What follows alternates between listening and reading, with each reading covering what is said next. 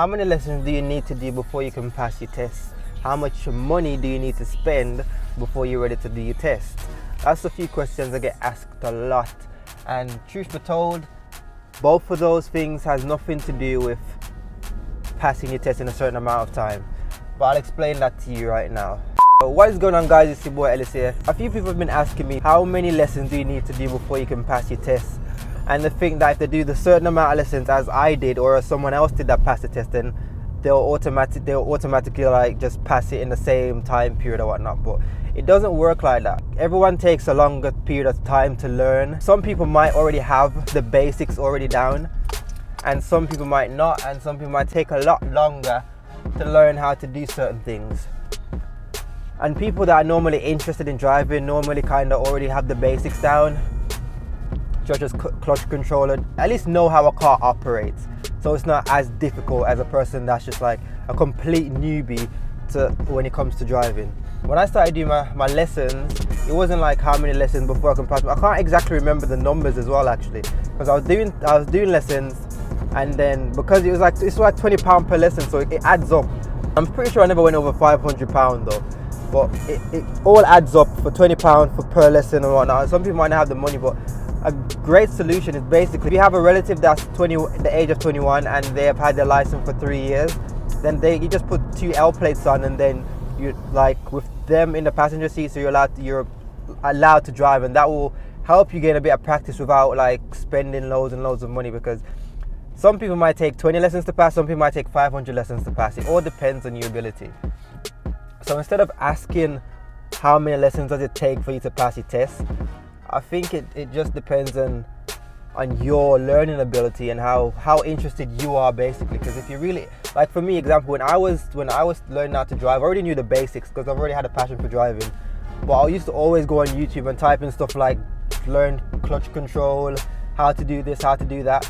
And even though you're not doing it in the moment, it's kind of still in your head. So when you actually are driving, this like it just comes to you. Like for example, if you watch the video on how to like clutch control, and you're driving, you're on a hill, a slight hill, you're about to do a hill start, then the video might have said, like, don't come off the clutch 100%. So it might say just come up to like 80% and give it a bit of gas, and you'll be fine. And when you're driving, then that will come back into your head and be like, okay, 80% off, a bit of gas, and then so videos, and then go. So videos like that did kind of help me a bit, as well as being willing and constantly practicing whenever I got the opportunity. But I'm not saying just like keep bothering your parents or bothering your partner to like give you lessons all the time, because that can be very annoying. And if you're too eager to drive, that's not always good, because then that's what I was taught anyways. My dad was always like, if you're too eager, then that's not good, blah blah blah blah blah. So I weren't as eager as I used to be. I don't know why this guy don't just go past me. Why he's standing there watching me for? If I had my VXR, then you get annihilated, just like period. Like you just get smashed without a doubt. And look at this GTI just coming storming past now. Ooh. It's a GT actually. Yeah. Ooh. I keep going into 6th gear with this car, and I forgot it's only 5. That's pretty annoying. Yeah, so for everyone that's asking how many lessons do I need to do to pass my test, it doesn't matter how many lessons you do, because some people take forever to learn. Like there's some people that take the test like 10 times and still can't pass it, because they either get nervous, scared, or whatnot. It all depends on your ability and how fast you learn, basically. The faster you learn, then the better it is for you. Simple as. Why is everyone cutting in front of me? This is why I hate this car. I can't just annihilate everyone that's trying to overtake me. It's flipping annoying. If I have my VXR now, everyone will just get smashed. Also, I think there's like, when I was driving, I wanted to also do a crash course. Our crash course basically is, I think it's like however much it costs.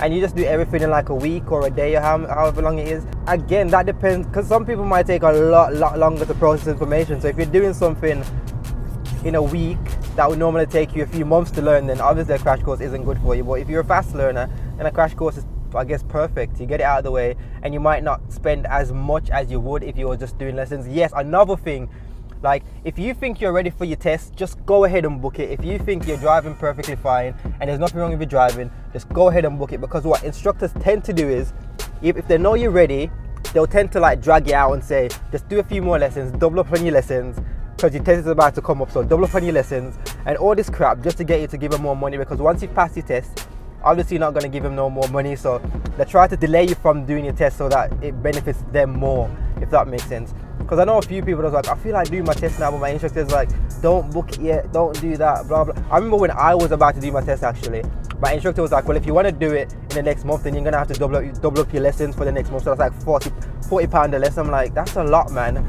So I'm like, nah, it's alright. You know what I mean? It was unnecessary. I already knew I was ready for my lessons. Every driving lesson, you're driving perfectly fine, no mistake. Well, maybe the 1 or 2 mistakes, but you know, they won't really penalize you for that badly in your test unless you make a serious fault or something like that. So if you feel like you're ready for your test, go ahead and book it, regardless of what your instructor say. If he's not coming on the test day, then you can always get another instructor, because they're willing to take the money. They're willing to take the money. You might have to do just like a few lessons with them or something, so that they know where you are. But if you say to an instructor, well, I've got my test booked on this day, can you help me? My driving instructor isn't ready. Then they're more likely to do it, because I think on the test day you have to pay the first lesson before your test, which is £20, and I think it's like £60 for the test period, because you have to rent the car out apparently. So it's like £60 for that test period. So what instructor isn't going to want to have that extra £80 for less than 2 hours of driving?